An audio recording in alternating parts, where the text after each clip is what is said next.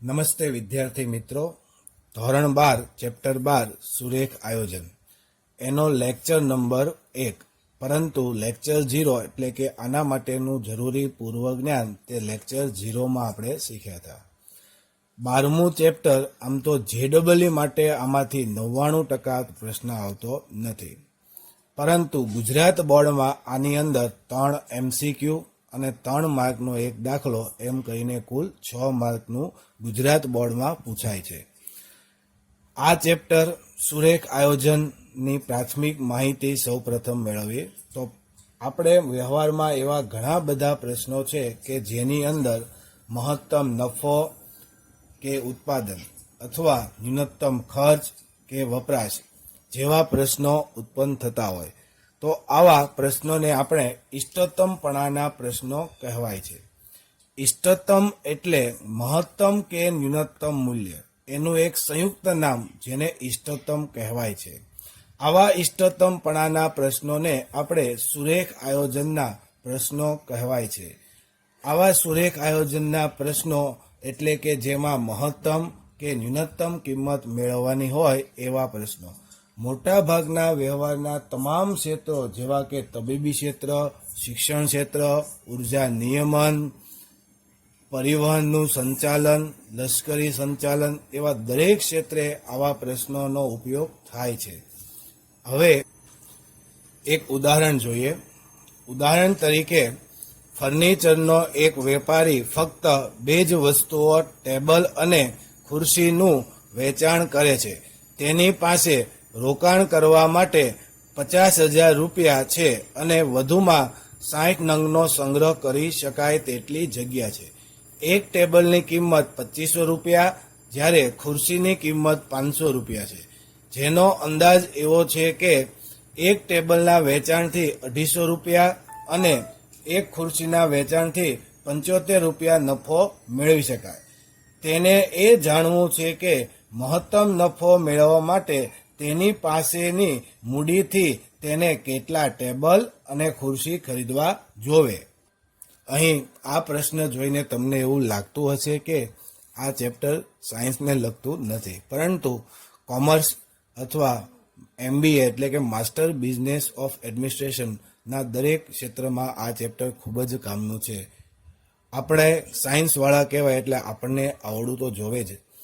તો આ આખા પ્રશ્નને ટૂંકમાં આપણે સાર જોઈએ તો આપણી પાસે આમાં આપેલ વસ્તુઓ છે એમાં કુલ 3 વસ્તુ આપેલ છે, જેમાં એક ટેબલ અને ખુરશી 2 વસ્તુ છે, જેની આપણે દુકાન અથવા એક ફર્નિચરનો વેપારી છે તે 2 વસ્તુ ટેબલ અને ખુરશી હોલસેલ માર્કેટમાંથી લાવશે. તેના માટે તેની પાસે કુલ 50,000 રૂપિયા રોકાણ માટે છે અને દુકાનમાં તેની પાસે જગ્યા 60 વસ્તુનો સંગ્રહ કરી શકે તેટલી છે. તો બંને વસ્તુ કુલ 2 વસ્તુ ખુરશી અને ટેબલ જેની રકમમાં આપણને કિંમત આપેલ છે અને નફો આપેલ છે. તો આ રીતે આપણે ટૂંકમાં ટેબલ બનાવશું. કિંમત તો કે ટેબલની કિંમત આપણી પાસે કેટલી આપી છે તો કે 2500 રૂપિયા, એટલે ટેબલની કિંમત કુલ 2500 રૂપિયા છે. નફાની વાત કરીએ તો ટેબલનો નફો આપણને આપ્યો છે 250 રૂપિયા, એટલે 250 રૂપિયા ટેબલનો નફો છે. જ્યારે એક ખુરશીની કિંમત છે એ 500 રૂપિયા છે અને તેમાંથી આપણને 75 રૂપિયાનો નફો મળે છે. બસ આખા રકમમાં ફક્ત આટલી જ વસ્તુ એટલે કે કુલ 6 વસ્તુ અંકોમાં આપેલ છે, જેને આપણે ટેબલ સ્વરૂપમાં લખી. અહીં સ્પષ્ટ થાય છે કે ટેબલની કિંમત 2500 રૂપિયા અને નફો 250 રૂપિયા, ખુરશીની કિંમત 500 રૂપિયા અને નફો 75 રૂપિયા, રોકાણ માટે કુલ 50,000 રૂપિયા અને 60 વસ્તુ સંગ્રહ થઈ શકે તેવડી એની પાસે દુકાનમાં જગ્યા છે. વધુ વસ્તુ લાવો તો દુકાનમાં સમાય નહીં. 50,000 રોકાણ કરતાં વધારે રોકાણ કરી શકાય એની ક્ષમતા નથી. હા, 40,000 રૂપિયા અથવા 30,000 રૂપિયા રોકાણ કરો તો કોઈ વાંધો નથી, પરંતુ આપણો પ્રશ્ન એ છે કે આપેલ મૂડીની મર્યાદામાં તેને વધુમાં વધુ મહત્તમ નફો થવો જોઈએ. તો આવી રીતે આપેલા પ્રશ્નને સૌ પ્રથમ આપણે ગાણિતિક સ્વરૂપમાં ફેરવશું. ગાણિતિક એટલે કે પ્રશ્નનું ગાણિતિક સ્વરૂપ. ગાણિતિક સ્વરૂપમાં ફેરવવામાં 3 વસ્તુ આપણે મેળવવી પડે, જેમાં સૌ પ્રથમ નિર્ણાયક ચલ. તો કે નિર્ણાયક ચલ એટલે શું? તો એવી ચલ રાશિ કે જેના પર સુરેખ આયોજનના પ્રશ્નનું ઇષ્ટતમ મૂલ્ય, ફરીવાર યાદ અપાવું, ઇષ્ટતમ એટલે કે મહત્તમ કે ન્યૂનતમ મૂલ્ય આધાર રાખે તો તેને નિર્ણાયક ચલ કહે છે. અહીં આપણે જોઈ શકીએ કે આપણા પ્રશ્નોમાં હેતુ આપણો શું છે? તો કે મહત્તમ નફો મેળવો. તો નફો કોની ઉપર આધાર રાખે? તો કે ટેબલ અને ખુરશીની સંખ્યા ઉપર આધાર રાખે. તો અહીં આપણે નિર્ણાયક ચલ તરીકે ધારો કે ટેબલની સંખ્યા બરાબર x નંગ અને ખુરશીની સંખ્યા બરાબર y નંગ. એટલે આપણે ધારી લઈશું કે ટેબલ કેટલા? તો કે x અને ખુરશીની સંખ્યા કેટલી? તો કે y. તો પહેલું ગાણિતીય સ્વરૂપનું નિર્ણાયક ચલ એટલે હજી કહું છું કે જેનું ઇષ્ટતમ મૂલ્ય મેળવવામાં આધાર રાખતા હોય એવી ચલ રાશિ એટલે કે x અને y. બીજા નંબરમાં આવે છે મર્યાદા. તો કે મર્યાદા એટલે આપેલ ચલ રાશિ પરના પ્રતિબંધો, એટલે કે કાંઈક ને કાંઈક આપણને કન્ડિશન આપેલી હોય જેને સુરેખ આયોજનના પ્રશ્ન નહીં, મર્યાદા અથવા પ્રતિબંધો કહે છે. અહીં આપણા પ્રશ્નમાં આપણને 2 મર્યાદા આપી છે, એક છે રોકાણ અને બીજી છે વસ્તુનો સંગ્રહ. તો રોકાણ, તો કે ધારો કે આપણે એક ટેબલ ખરીદીએ તો આપણને 2500 રૂપિયામાં પડે છે. 2 ટેબલ ખરીદીએ તો ઓટોમેટિક 5000 રૂપિયા પડે.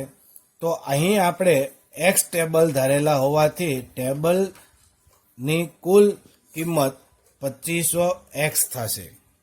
1 હોય તો 2500, 2 હોય તો x બરાબર 2 એટલે 5000. સમજાઈ ગયું? આવી રીતે ખુરશીની કિંમત આપણને 500 રૂપિયા છે. તો અહીં આપણે y ધારેલી હોવાથી કુલ ખુરશીની કિંમત 500y થશે. આ બેયનો સરવાળો એટલે કે કુલ મૂડી અથવા કુલ રોકાણ 50,000 થી વધુ જોવે નહીં. એટલે less than or equal to 50,000. અહીં આપણે અસમતાનો ઉપયોગ કરીશું. આનો મતલબ એમ કે 50,000 કરતાં વધારે રૂપિયા આપણે રોકવાના નથી, પરંતુ 50,000 અથવા 50,000 કરતાં ઓછા રૂપિયા આપણે રોકી શકીએ છીએ. આ મર્યાદાને રોકાણની મર્યાદા કહે છે.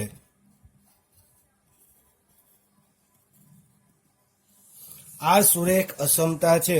અહીં આપણે સામાન્ય કાઢીએ તો 5x વત્તા y less than or equal to 100 આ અસમતા મળે છે. જે xy આ અસમતાનું સમાધાન કરે, xy આ અસમતાનું સમાધાન કરે એટલે કુલ રૂપિયા 50,000 કરતાં વધારે થશે નહીં. હવે બીજી મર્યાદા સંગ્રહ મર્યાદા આપેલ છે. તો સંગ્રહની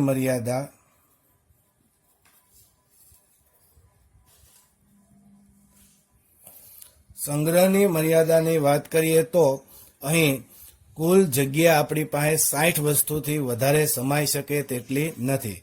તો ટેબલની એટલે કે x નંગ અને ખુરશી એટલે કે y નંગ, તો બેયનો સરવાળો કુલ 60 અથવા 60 કરતાં ઓછો થવો જોઈએ. 60 કરતાં વધુ વસ્તુ આપણે સંગ્રહ કરી શકતા નથી. આ ટેબલની સંખ્યા, આ ખુરશીની સંખ્યા અને બંને થઈને કુલ 60 અથવા 60 કરતાં ઓછા થવા જોઈએ. અહીં સંગ્રહની મર્યાદા છે.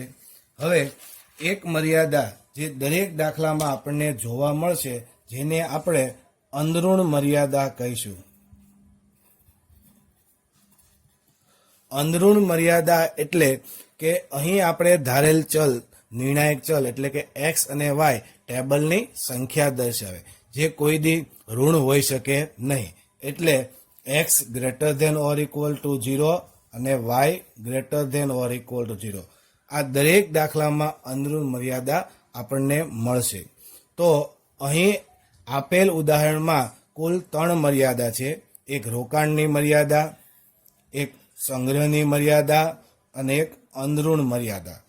હવે ત્રીજું ગાણિતીય સ્વરૂપનું ત્રીજું સ્વરૂપ એટલે કે હેતુલક્ષી વિધેય. હેતુલક્ષી વિધેય એટલે જેનું ઇષ્ટતમ મૂલ્ય મહત્તમ કે ન્યૂનતમ શોધવાનું હોય છે તેવા અચળ a અને b વાળા સુરેખ વિધેય z બરાબર ax પ્લસ by ને હેતુલક્ષી વિધેય કહે છે. એટલે કે આપણે એક ઇષ્ટતમ મૂલ્ય શોધવા માટેનું z ના વિધેય બનાવશું જે a અને b એટલે અચળ સંખ્યા ઉપર આધાર રાખતું હોય અને એમાં બે ચલ રાશિ x અને y જોવા મળે. દાખલા તરીકે અહીં આપણા એક્ઝામ્પલમાં નફો છે એ મહત્તમ મેળવવાનું છે એટલે આપણે નફાનું વિધેય મેળવશું. તો નફાનું વિધેય z એટલે કે એક ટેબલના આપણને 250 રૂપિયા નફો મળે છે. તો અહીં આપણે એક્સ ટેબલ ધાર્યા હોવાથી ટેબલનો નફો 250x મળશે અને એક ખુરશીની નફો આપણને 75 રૂપિયા મળે છે. તેથી 75y કુલ ખુરશીનો નફો મળશે. અહીં ફરીવાર યાદ અપાવું કે આ કુલ નફો છે. આ નફો કોના માટેનો છે તો કે ટેબલ માટેનો. આ નફો કોના માટેનો છે તો કે ખુરશી માટેનો. તો ખુરશી અને ટેબલના કુલ નફો એટલે કે z અને અહીં આપેલ આ ઝેડનું આપણે મહત્તમ મૂલ્ય મેળવવાનું થાય કે જેથી આપણને મહત્તમ નફો મળે. ચાલો ફરીવાર યાદ અપાવું કે ઉદાહરણ જે હતું તેને ટેબલ સ્વરૂપમાં ફેરવું અને પ્રશ્નનું ગાણિતીય સ્વરૂપ એટલે મુખ્ય 3 વસ્તુ જેમાં પહેલું નિર્ણાયક ચલ, બીજું મર્યાદા અને ત્રીજું હેતુલક્ષી વિધેય. આમ 3 વસ્તુ મેળવો તેથી જે વસ્તુ મળે છે તે પ્રશ્નનું ગાણિતીય સ્વરૂપ કહે છે. હવે વિદ્યાર્થી મિત્રો, આપણી એનસીઈઆરટી ટેક્સ્ટબુકમાં ગાણિતીય સ્વરૂપ મેળવવાના પ્રશ્નો અલગથી આપેલ નથી, પરંતુ જૂની ટેક્સ્ટબુક ગુજરાત બોર્ડમાં અલગથી એક્ઝામ્પલ આપેલ હતા. પરંતુ આપણી ટેક્સ્ટબુકમાં સ્વાધ્યાય 12.2 અને સ્વાધ્યાય 12ના તમામ સ્વાધ્યાય 12.2ના 10 અને સ્વાધ્યાય 12ના 11 તમામ દાખલામાં સુરેખ આયોજનનો પ્રશ્ન આપેલ છે. તેનો ઉકેલ આપણે શોધવાનો છે, પણ ઉકેલ શોધતા પહેલા તેને ગાણિતીય સ્વરૂપમાં આપણે ફેરવવું પડશે. તો ગાણિતીય સ્વરૂપમાં ફેરવવા માટે અત્યારે આપણે સ્વાધ્યાય 12.2નો દાખલા નંબર 1 એનો અભ્યાસ કરીશું. રેશમા જેમાં વિટામિન એ ના ઓછામાં ઓછા 8 એકમ તથા વિટામિન બી ના ઓછામાં ઓછા 11 એકમ હોય એવી રીતે પી અને ક્યુ એમ 2 પ્રકારના ખોરાકનું મિશ્રણ કરવા માગે છે. ખોરાક પીની કિંમત પ્રતિ કિલોગ્રામ 60 છે અને ખોરાક ક્યુની પ્રતિ કિલોગ્રામ કિંમત 80 રૂપિયા છે. ખોરાક પી પ્રતિ કિલોગ્રામ 3 એકમ વિટામિન એ અને 5 એકમ વિટામિન બી ધરાવે છે, જ્યારે ખોરાક ક્યુ પ્રતિ કિલોગ્રામ 4 એકમ વિટામિન એ અને 2 એકમ વિટામિન બી ધરાવે છે. આ પ્રશ્નની ન્યૂનતમ કિંમત શોધો. તો અહીં ન્યૂનતમ કિંમત એ આપણે એના ઉકેલ શોધતી વખતે શોધીશું, પરંતુ આ પ્રશ્નનું ગાણિતીય સ્વરૂપ પણ તમને પૂછાઈ શકે. તો આ રીતે પ્રશ્ન પૂછાય તો ન્યૂનતમ ખર્ચ થાય તે રીતે તેનું ગાણિતીય સ્વરૂપ ફેરવો. હવે આપેલ પ્રશ્ન છે તેને ટૂંકમાં આપણે સૌપ્રથમ ટેબલમાં રજૂ કરશું. તો ફરીવાર યાદ અપાવી દઉં કે રેશમા નામની એક વ્યક્તિ કે જેને 2 પ્રકારના ખોરાક એટલે કે ખોરાક પી, ખોરાક ક્યુ અને તેમાંથી મળતા વિટામિન એ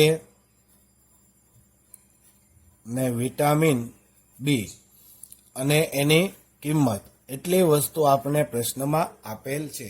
છતાં આપણું ટેબલ આ બાજુ વધારી શકાય, નીચે વધારી શકાય, તે રીતે જગ્યા રાખવી. પ્રશ્નમાં જે વસ્તુ જોવા મળે તે આપણે ટેબલમાં દર્શાવશું.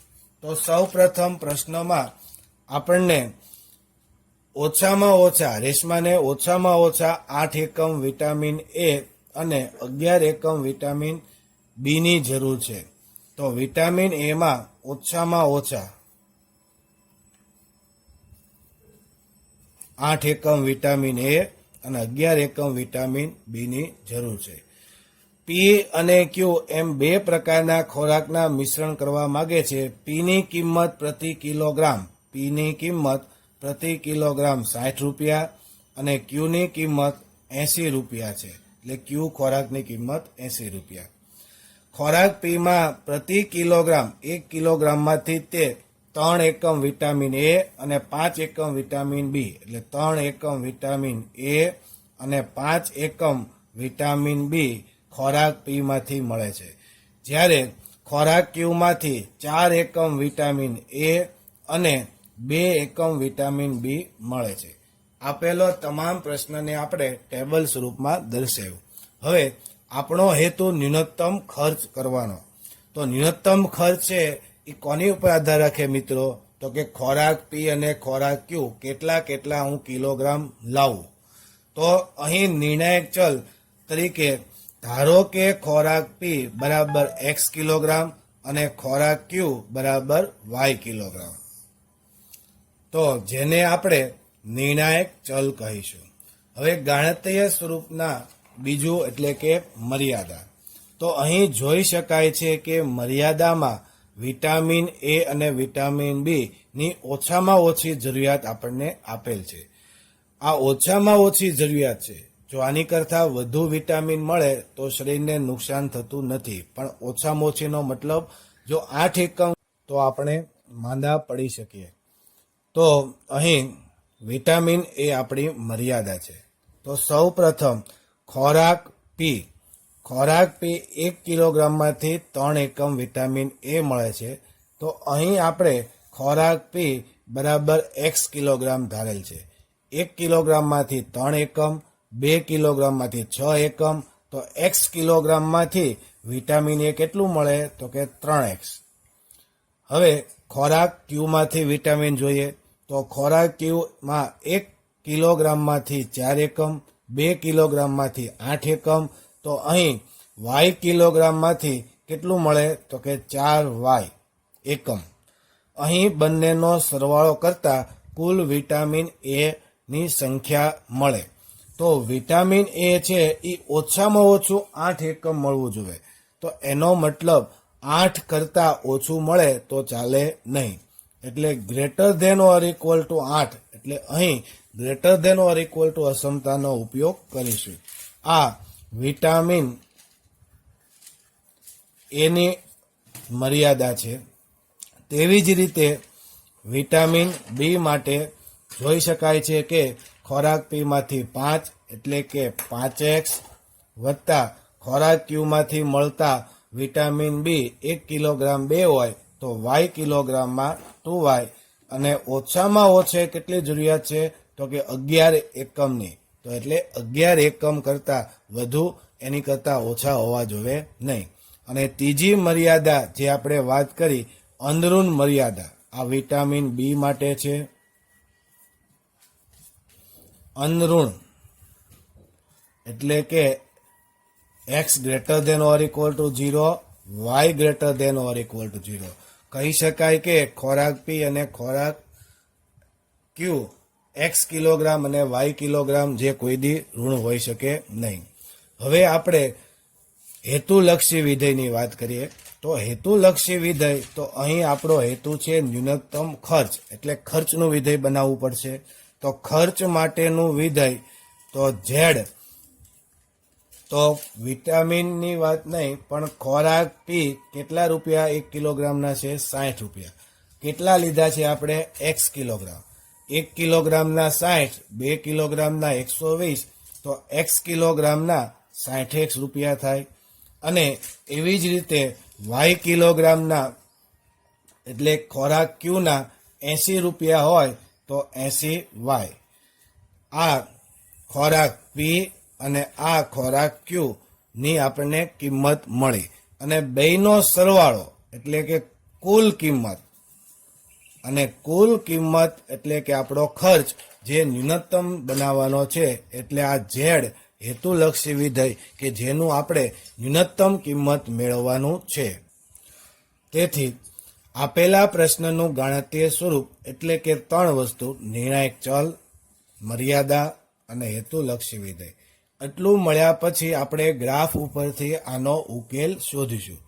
તે ઉકેલ શોધતા શીખવાડું પછી કરશું, પરંતુ આપેલા પ્રશ્નનું ગાણિતીય સ્વરૂપ એટલે આપેલા 3 વસ્તુ નિર્ણાયક ચલ, મર્યાદા અને હેતુલક્ષી વિધેય જેને ગાણિતીય સ્વરૂપ કહે છે.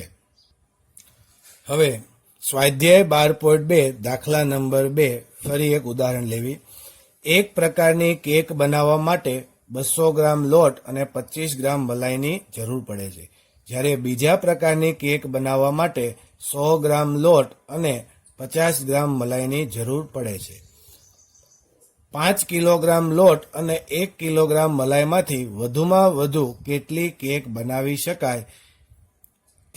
બનાવી શકાય આ પ્રશ્નને ગાણિતીય સ્વરૂપમાં ફેરવો. તો ગાણિતીય સ્વરૂપમાં ફેરવવા માટે સૌ પ્રથમ આપેલા પ્રશ્નનું આપણે ટેબલ સ્વરૂપમાં રૂપાંતરિત કરીશું.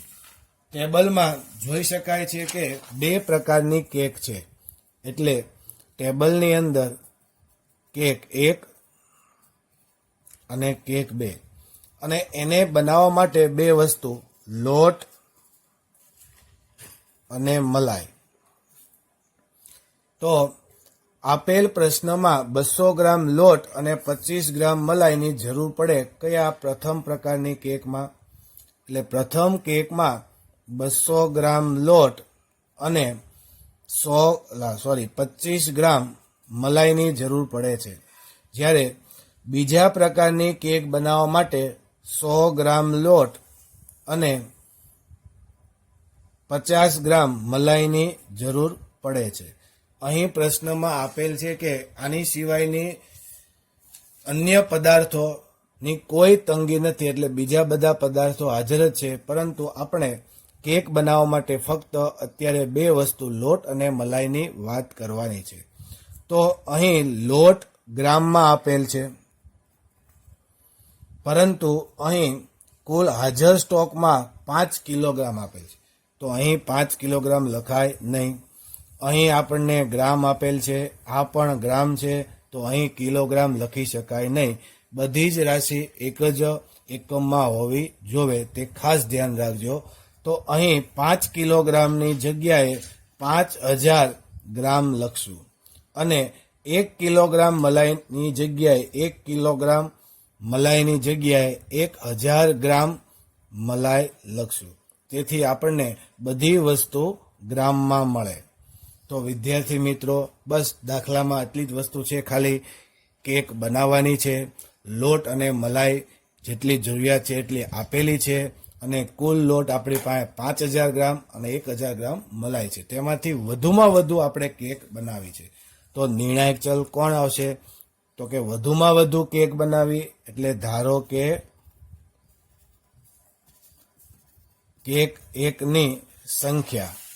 તો કેક 1ની સંખ્યા એને x ધારશું, અને કેક 2ની સંખ્યા તેને આપણે y ધારીશું.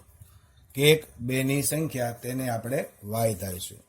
તો અહીં મર્યાદા, તો મર્યાદામાં આપણી પાસે 5 કિલોગ્રામ એટલે કે 5000 ગ્રામ લોટ છે.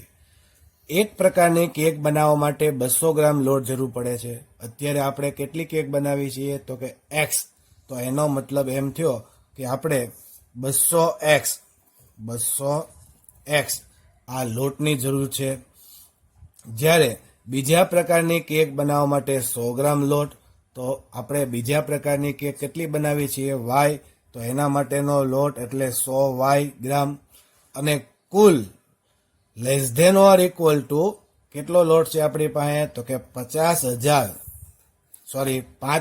ગ્રામ. તો 5000 ગ્રામ કરતાં ઓછો થવો જોઈએ.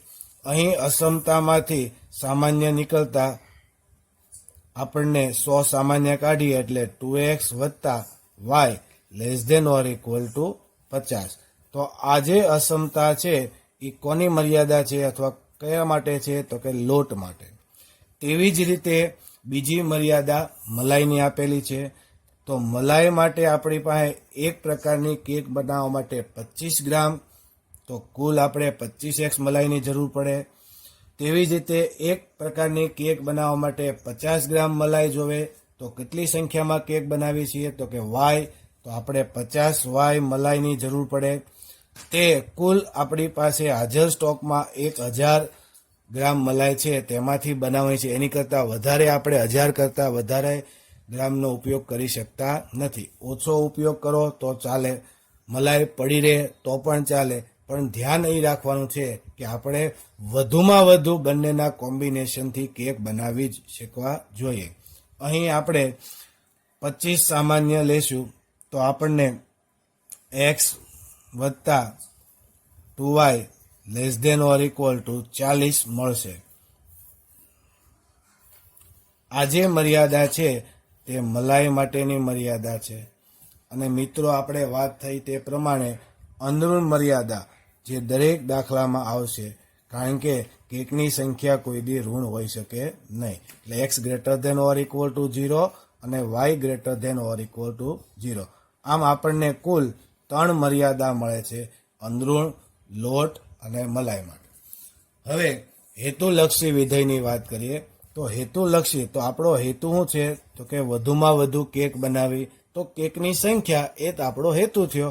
તો કુલ કેક, તો કે x એટલે કે પ્રથમ પ્રકારની કેક અને y એટલે કે બીજા પ્રકારની કેક અને બંનેનો સરવાળો એટલે કુલ કેક થાય. તો આ કુલ કેકની સંખ્યા વધુમાં વધુ આપણે બનાવવાની છે. તો આ આપણું હેતુલક્ષી વિધેય થયું. આને આપણે ગાણિતીય સ્વરૂપ કહીએ છીએ. તો વિદ્યાર્થી મિત્રો, આજે આપણે એટલું રાખીએ. આપણે કોઈ પણ સુરેખ આયોજનના પ્રશ્નનું ગાણિતીય સ્વરૂપ મેળવતા શીખ્યા. હવે તમારે હોમવર્કમાં, ફરીવાર કહું છું, હોમવર્કમાં સ્વાધ્યાય 12.2નો દાખલા નંબર 3 અને 9 ટ્રાય કરવાનું છે. અને જે કંઈ મેં આજે થિયરી અને એક્ઝામ્પલ લીધા તે પણ તમારે એકવાર, અને દાખલા નંબર 3 અને 9 એ પણ એકવાર હોમવર્કમાં કરી મને વોટ્સઅપ કરવાનો છે.